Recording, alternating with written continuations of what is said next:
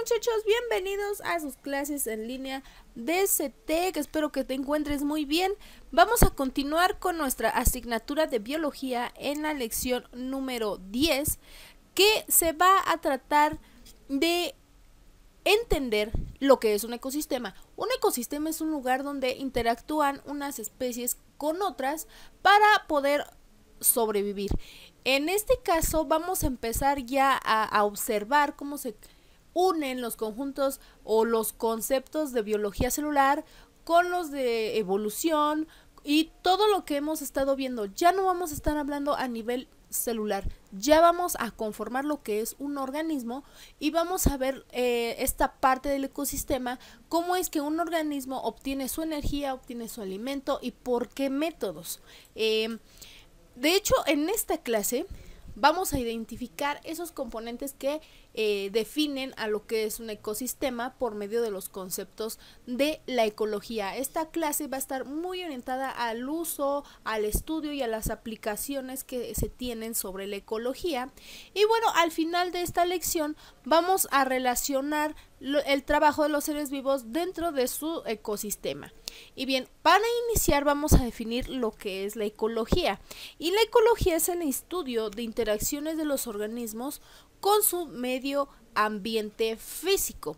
En la imagen podrás ver que una de las representaciones más puntuales de lo que es la ecología pues es el mundo y el color verde. Pero si te das cuenta, podemos observar en las manitas que están alrededor del mundo, hay actividades como por ejemplo reusar, actividades que están orientadas por ejemplo a la comunicación, por ahí se ven unas especies de antenas, paneles solares, el agua, que es muy importante en estos temas de ecología, ya que la ecología se va a encargar no solamente de estudiar las interacciones, sino también en ocasiones va a tratar de remediar ciertos aspectos como por ejemplo la contaminación, y cuando hace este tipo de estudios se va a ayudar de lo que es el desarrollo sustentable, que prontamente vamos a definir lo que es el desarrollo sustentable. Bien, en la ecología va a existir lo que es al ambiente físico y a su vez lo vamos a dividir en población, comunidad y ecosistema.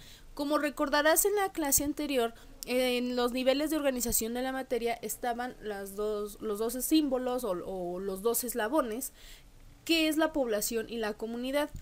Pero para ecología vamos a estar orientado mucho al ecosistema, porque obviamente en un conjunto de población se hace una comunidad y esta a su vez un conjunto de comunidades hacen lo que es un ecosistema. Y bien, los conceptos básicos de la población o las características que tiene sobre ecología son las siguientes. Para nosotros definir una población necesitamos de densidad, y técnicamente es un poco diferente el concepto de densidad en ecología a lo que conocemos como densidad en física. Y en ecología lo vamos a definir como el número de organismos de una misma especie por unidad de superficie o volumen. ¿Qué quiere decir? Que son la proporción de organismos vivos, pero solamente de una especie, que tiene que ser igual. Por ejemplo, si yo en mi densidad tengo, o en mi población, perdón, tengo una especie de gatos, una especie de perros y otra de ratones, mi densidad específica va a ser, por ejemplo, una densidad de gatos, una densidad de perros y una densidad de ratones. Por unidad de superficie o volumen. Quiere decir que eso es el espacio que va a estar ocupando. ¿Qué tal si mis perros, mis gatos y mis ratones nada más los voy a tener en lo que es mi casa? Entonces esa es mi superficie o mi volumen al que yo voy a determinarle esta definición de densidad. Posteriormente tenemos lo que es la tasa de natalidad, que es el número de organismos que nacen en un periodo determinado con respecto al total de la población. Es cuántos bebés están naciendo en una población. Ejemplo, ¿cuántos bebés nacen en tu colonia? cuántos bebés nacen en tu país. Eso es la tasa de natalidad. De hecho, estas aplicaciones de población se juntan un poquito con lo que es estadística, que se refiere a matemáticas. Por eso biología no puede estar separada de una ciencia exacta, porque aquí es donde vemos las aplicaciones, ¿bien? Y bueno, y ecología, pues recuerda que es una rama que deriva de la propia biología. Y bueno, la tasa de mortalidad es obviamente cuántas muertes se registran dentro de una población. También tenemos lo que es el potencial biótico, que es el ritmo máximo de crecimiento de una población en condiciones ideales. ¿Qué tan rápido o qué tan lento va este crecimiento de la población? Un ejemplo, nuestro potencial biótico en comparación con el de China es menor, a pesar de que México y China son países que tienen esta característica de tasa de natalidad un poco grande. Y bueno, también tenemos lo que es el concepto de migración, que son los desplazamientos que hacen los organismos a otra área del que en sí ocupa. No nada más vamos a hablar, por ejemplo, de los indocumentados o de migración. Esos aspectos son específicamente para el ser humano, pero no quiere decir que, por ejemplo, las plantas o los seres los seres vivos, que en este caso serían los animales, no lo hagan. Claro que sí lo hacen, y a este proceso se le va a llamar migración. Un ejemplo, si nosotros fuéramos a Australia y por alguna extraña razón adquiriéramos una especie de Australia y la trajéramos para acá a México, se consideraría una especie de migración, porque la planta no se está transportando como tal, pero sí está cambiando de área del que del que acostumbra. Ajá. Un ejemplo de migración en animales es cuando un animalito, cual sea, si vive en la selva, se cambia a un bosque de coníferas. ¿Por qué? Porque hay mejores condiciones, está mucho mejor su ambiente, hay mejor obtención de alimento. Eso sería un proceso de migración. Y bueno, la comunidad son poblaciones de animales y plantas que ocupan un área determinada. Aquí podemos ver en la imagen, se trata de un bosque.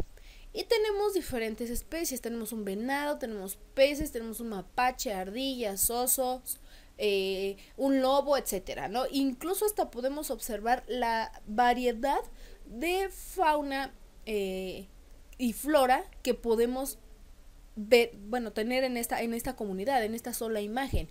Entonces, esa es la interacción que vamos a tener, y por eso es tan necesario definir lo que es comunidad, para poder definir lo que es propiamente un estado o un ambiente físico.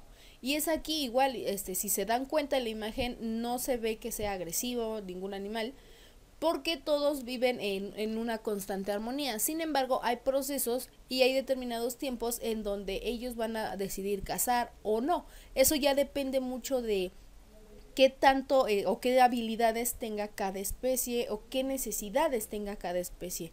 Y aquí también en la imagen lo que podemos observar es que está un ecosistema acuático contra uno terrestre. Entonces, eso también forma parte de una comunidad, que también no solamente sean poblaciones terrestres con terrestres, acuáticas con acuáticas o aéreas con aéreas. No, se conjuntan varias para poder crear esta comunidad. Y bueno, ahora sí tenemos lo que es propiamente un ecosistema, que es el conjunto formado por una comunidad de organismos que interactúan entre sí. Ajá, entonces, para definir o las características que tiene un ecosistema van a ser hábitat, que es el lugar físico donde vive un organismo. En la imagen anterior pues era el hábitat un bosque.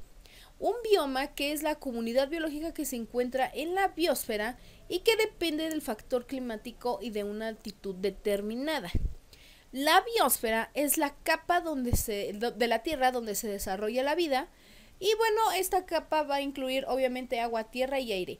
De hecho, el bioma que podemos nosotros tener es nuestro planeta Tierra, y que la biosfera es esa capita que nos protege, no tanto la capa de océano, sino toda la estratosfera y todas estas biosferas, estos cambios de atmósfera son los que nos protegen del exterior. Y obviamente, como aquí lo vemos, la biosfera, que en ese caso sería estos cambios de atmósfera y esta capita de ozono que tenemos, pues cuenta con agua, aire y tierra, que son esenciales para que nosotros como seres vivos pues podamos existir. Y también tenemos lo que es nicho ecológico, que el nicho ecológico es la función que realiza un organismo en un ecosistema. Un ejemplo, nosotros seres humanos somos animales que nos urbanizamos, ¿no? O, bueno, que evolucionamos, nos adaptamos, etcétera, etcétera. Entonces, nuestro nicho ecológico va a ser esa función, dar a otros seres humanos las condiciones ideales para que la vida sea más fácil. Esa es una de las funciones que tiene el ser humano. Pero, por ejemplo, si estamos hablando de un oso, pues su función es cazar, reproducirse y morir. Eso sería técnicamente de una manera muy general lo que todo el mundo tendremos que hacer, salvo que el humano no caza, sino que fabrica o produce su propio alimento, sus propias condiciones, a diferencia de, por ejemplo, un mono o incluso una planta, ¿no? La planta sí fabrica su alimento, pero depende mucho de la situación o de las presiones o de las condiciones ideales en las que se encuentre. No podemos poner a una planta que sea propiamente de la selva en un desierto. ¿Por qué? ¿Qué va a pasar? Pues se va a morir, no va a poder fabricar el alimento que necesita o la energía que necesita para subsistir. ¿Por qué? Porque son diferentes ambientes. Mientras ella está acostumbrada a estar en un clima más tropical, un clima más templado, la llevas al desierto y para empezar, en ocasiones ni siquiera hay una brisa de aire, está seco completamente y es difícil encontrar agua, que yo no digo que no exista agua en el desierto, sin embargo es demasiado difícil, ¿vale? Eso es lo que es un ecosistema. ¿Y cuántos tipos de ecosistemas existen? Tenemos del tipo terrestre, que son los desiertos, las selvas, bosques y matorrales. De hecho, México es un país que es muy rico en este tipo de ecosistemas, ya que cuenta con, de hecho se dice, ¿no?, que México es uno de los pocos países que tiene todos los climas, y a este tipo de características se les llama países megadiversos, porque aparte de tener toda esta parte de ecosistemas y diferentes tipos de clima, también tiene una extensa gama de flora y fauna dentro de ellos. Y bueno, entre los ecosistemas los que cuenta México son los terrestres, selvas, bosques y matorrales. De hecho, sí los tenemos. Los desiertos muy característicos en la zona del norte, las selvas muy características en las zonas entre centro y sur, ajá, el bosque en la zona centro y los matorrales de igual manera, ¿no? Entonces, esto es uno de los ecosistemas. Ahora, los desiertos también dependen mucho. Hay otros desiertos que son un poquito más húmedos que otros. Es muy diferente el desierto que tenemos aquí, muy pegado a la frontera en toda la zona del norte, a, por ejemplo, el desierto que se encuentra en Atacama. O incluso estos todavía, que digo, la sabana es otro tipo de ecosistema muy similar al desierto, pero si te das cuenta la sabana es totalmente seco, no hay ni siquiera vegetación o es muy difícil encontrarla, y las condiciones obviamente se vuelven más extremas en este tipo de ecosistemas, porque hay ausencia de agua, hay ausencia de humedad, no en un 100%, pero sí en casi un 80 o 90%, lo cual dificulta que ciertos organismos o ciertos seres vivos puedan subsistir. Lo que se puede hacer es que ellos se adapten tal como lo hacen las especies de cactus. Los cactus, o en este caso como nosotros los conocemos, nopales, tienen mucha agua, ellos almacenan mucha agua, porque cuando llega a llover en el desierto, ellos desarrollaron un mecanismo donde guardan agua dentro de la superficie donde ellos crecen, entre la raíz y la tierra. Ellos guardan agua. Por eso mucha gente que son indocumentadas y que pasan por el desierto buscan agua dentro de estos cactus, o los de alguna manera como que los quitan de su raíz y buscan el agua, y efectivamente ahí hay agua almacenada porque ese es el mecanismo de defensa que ellos desarrollaron para poder producir su fotosíntesis y obtener su energía como debidamente se tiene que hacer. En el caso de las selvas es todo lo contrario, hay mucha ausencia mucha ausencia de calor, está muy húmeda. Y bueno, si te das cuenta, las condiciones ameritan a que exista una mayor cantidad de diversidad, como son de flora y fauna, a comparación del desierto, igual entre el bosque. Sin embargo, el bosque es un poco más frío. Y de hecho en el bosque, a comparación de la selva, se encuentra un poco más denso en lo que es flora. Pero en cuestión de árboles, hongos, helechos, en la selva hay un poquito de plantas más tropicales. Y bueno, los matorrales es una especie de fusión que hay entre los desiertos, los bosques y las selvas. Ajá, y sí hay medianamente flora y fauna, pero no a comparación o no tan específica como en sus ecosistemas anteriores. Esos son ejemplos de ecosistemas terrestres. También tenemos los que son acuáticos, que son ríos, lagos, mares, helechos, todas lagunas, que obviamente es muy diferente las condiciones que se tienen. Existe demasiada presencia de agua, obviamente, y bueno, una de las características es de que estos tipos de flora y fauna son contienen ciertas características. Por ejemplo, no podemos llevar a un caballo a vivir al lago, ¿no? Sí interactúa, pero no tanto en el lago, sino en la parte terrestre que está cercana a un lago. Y por tanto, los ecosistemas que tienen, bueno, o que son acuáticos, tienen estas especies que tuvieron que adaptarse y desarrollarse para poder subsistir aquí. Por eso, las especies de aquí, de los sistemas acuáticos, tienen escamas, respiran de una manera muy diferente a como lo hacen los animales terrestres. Y bueno, también tenemos los ecosistemas mixtos, que son las costas y los humedales, que son un poquito más específicos, ya que nos da un poquito más de libertad de tener animales que se puedan desarrollar tanto en el sistema terrestre como en acuático, uno de los cuales son los cangrejos, una especie de erizo de mar también, no propiamente se queda en el agua, sí hay casos en donde se han visto cerca de las costas, ¿vale? Entonces, incluso hasta estas aves que están acostumbradas a estar muy cerca de los mares, pero que al final de cuentas son propiamente o interactúan más dentro del ecosistema terrestre. Y bueno, aquí nos faltaría mencionar que también existen ecosistemas que están orientados a lo que son bajas temperaturas, como son el hielo o la tundra.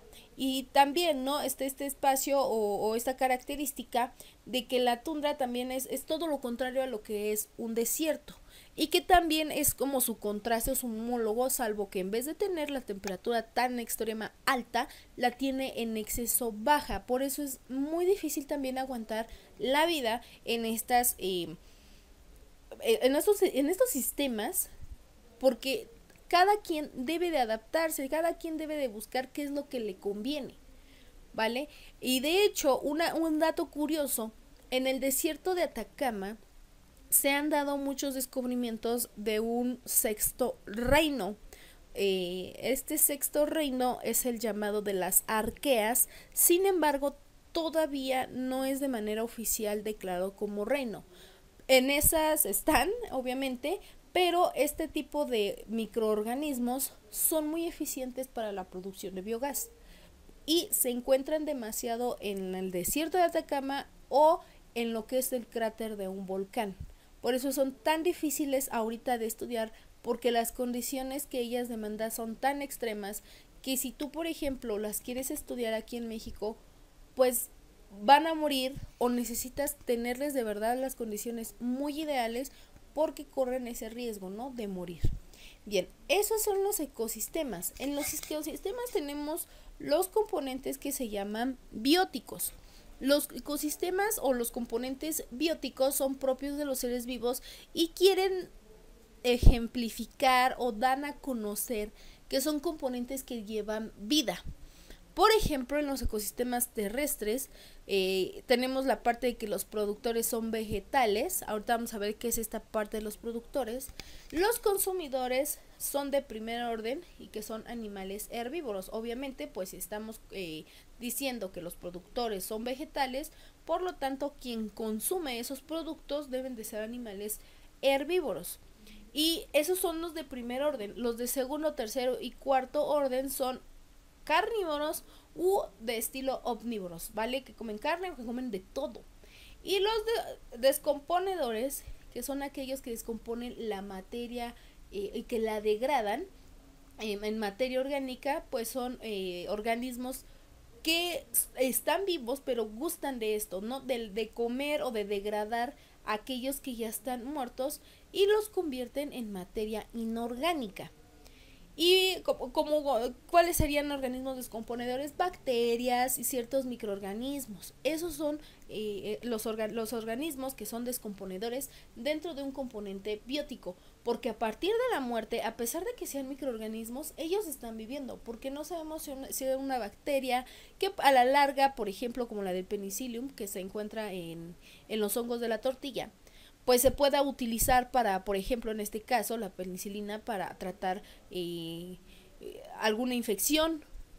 O sea, no hay que ver todas las bacterias de que, son malas. No, eso depende ya mucho del avance de la biotecnología que se tenga y de cómo se quiera utilizar. Y bueno, en los ecosistemas acuáticos vamos a tener los productores, que son vegetales como las algas, fitoplancton, plancton, ¿vale? Y bueno, los consumidores son animales y los hay de primer orden, que son el zooplancton, y las de orden superior, que son moluscos, estrellas de mar, peces, anguilas, todo esto. Y los descomponedores son una especie de hongos o bacterias que también, a pesar de que son sistemas acuáticos, no varían mucho dentro de lo que es un ecosistema terrestre. Prácticamente tienen la misma similitud, salvo porque uno necesita de respirar con, obviamente, en una parte porcentual de lo que es el CO2, y el otro necesita respirar pero por medio de lo que se produce en el agua. Es la única diferencia. Bueno, esos son los factores bióticos que tenemos. Los abióticos, que propiamente son los que carecen de vida, o vamos a decirlo así, no producen vida como tal o no respiran, sino que ayudan a los procesos para dar energía, como por ejemplo el agua. El agua es el componente vital de un ser vivo dentro del planeta Tierra. La luz solar igual. Nosotros, si estuviéramos un poco más alejados del Sol, si estuviéramos, digamos, en la órbita de Júpiter, no tendríamos la misma vida que tenemos ahorita. De hecho, Júpiter es una enorme masa de gas en donde no se han dado pruebas de que exista vida orgánica como nosotros, o como los animales, o como las plantas. De hecho, al llover, llueven diamantes por la diferencia de presión y temperatura que existe ahí, y por lo alejado que está del Sol. Y por ejemplo, ahorita que se están dando muchos estudios sobre la vida en Marte, sí, salvo que es un poco más pequeño el planeta y de alguna manera la atmósfera puede variar un poquito, y que obviamente las condiciones de vida sean diferentes a como nosotros la tenemos aquí en la Tierra, pero muy similares a la vez. Bueno, el suelo también es un factor que influye dentro de los componentes abióticos. Como lo vuelvo a repetir, no es lo mismo que nosotros plantemos o que nosotros nos desarrollemos en un suelo que sea demasiado seco a uno que, por ejemplo, sea muy húmedo. Nosotros, los seres humanos, necesitamos de suelos relativamente húmedos para producir pasto, en este caso, y que podamos alimentar a un ganado y que posteriormente obtengamos productos de este tipo de animales. Eso también nos influye mucho en los factores abióticos, pero entra de lo que es la categoría de un ecosistema. Y el clima es una de las partes más importantes de lo que es la vida. Yo diría que entre el agua y el clima son las condiciones o son los elementos más importantes dentro de un ecosistema. El suelo se puede manipular y de alguna manera se ha encontrado se han encontrado cómo sustituir, mecanismos de cómo sustituir o cómo apoyar a esta parte de la luz solar. Pero el agua y el clima son características muy difíciles de sustituir y de manipular.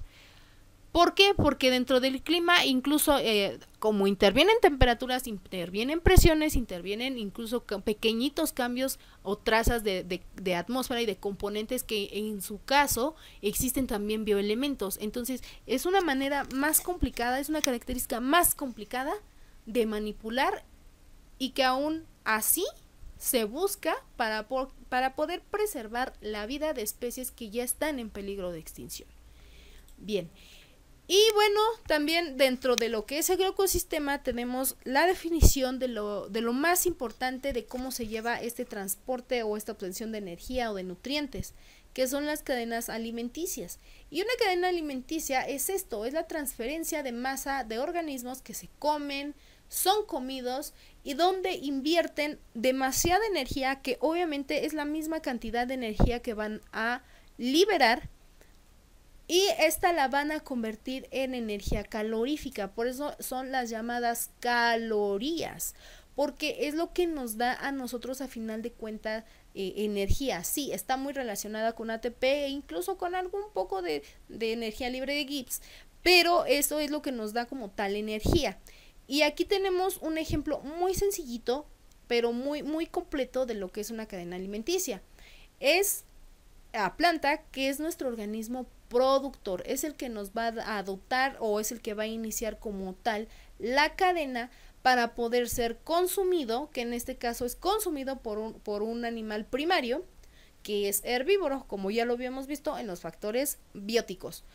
Llega un segundo consumidor o el llamado consumidor secundario, que es un animal carnívoro. En este caso la serpiente se come obviamente a este caso al roedor, al conejito, pero que la serpiente también se le considera productor al igual que al roedor, porque es consumido por un depredador.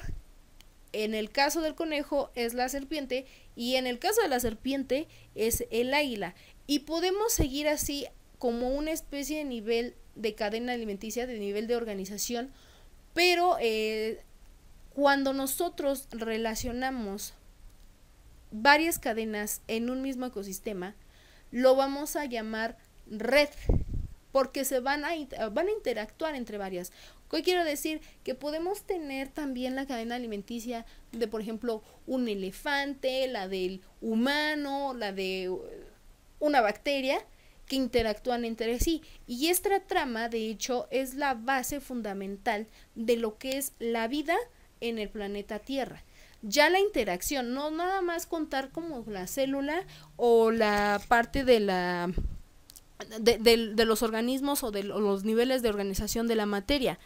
Ya como tal, a verlo de un nivel macromolecular, la trama y la red alimenticia o la red alimenticia es el mecanismo por el cual se da la vida. Nosotros conseguimos en el mercado, en el súper, todo lo que nos vamos a comer, en carnicerías, en todo esto, ¿no? Sin embargo, lleva un proceso.